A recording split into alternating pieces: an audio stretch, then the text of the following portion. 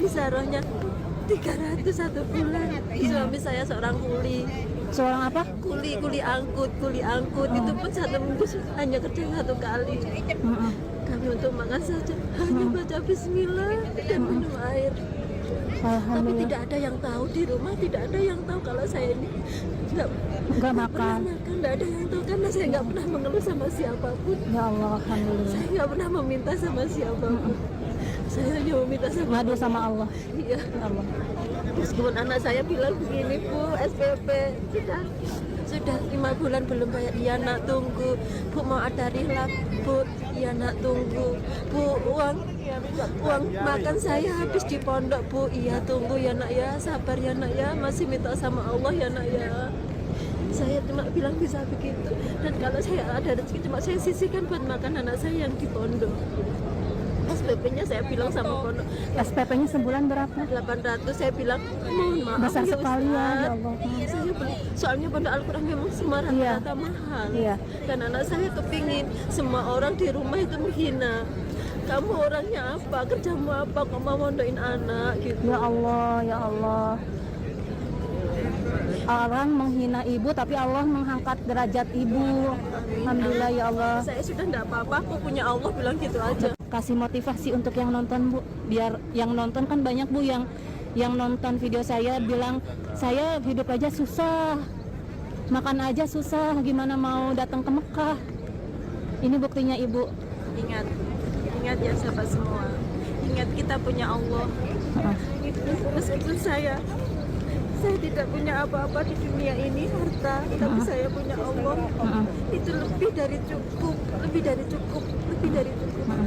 Saya meskipun nggak punya penghasilan yang cukup, tapi saya bisa memondokkan anak saya yang sehari-harinya, yang 1 bulannya SPP-nya saja 800, itu anak satu, bukan anak yang kedua.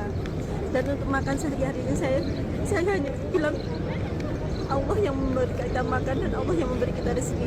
Itu pun kalau ada yang mau minjam saya punya uang 50.000 dia pinjam, saya pinjamkan. Saya tidak pernah memikirkan saya nanti makan apa, anak-anak nanti minta jajan dikasih siapa, saya nggak pernah saya ingat-ingat.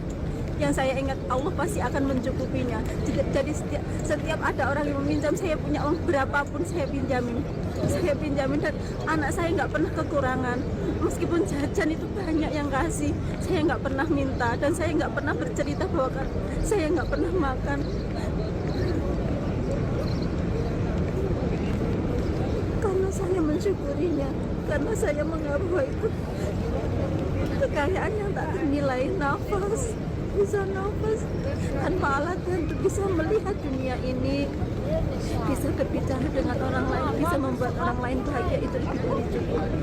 Saya tidak menyakiti orang, itu lebih dari cukup. Biarkan orang lain menyakiti saya maafkan.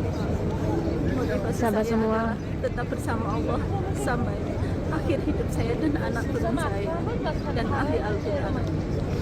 Sahabat semua, jangan takut akan miskin karena harta itu titipan dari Allah. Ibu bersyukur dalam kondisi apapun. Jika kita bersyukur, maka nikmat akan ditambah sama Allah Subhanahu wa taala, ya Bu ya. Sahabat semua, ini motivasi yang sangat membangun buat Umi Gilby sendiri pun sampai tidak bisa berkata apa-apa. Hebatnya Ibu, luar biasa. Ini tamu Allah yang sangat istimewa menurut saya. Banyak orang yang mempunyai harta, tetapi tidak banyak orang yang mempunyai akhlak dan karomah yang sangat kuat sama Allah.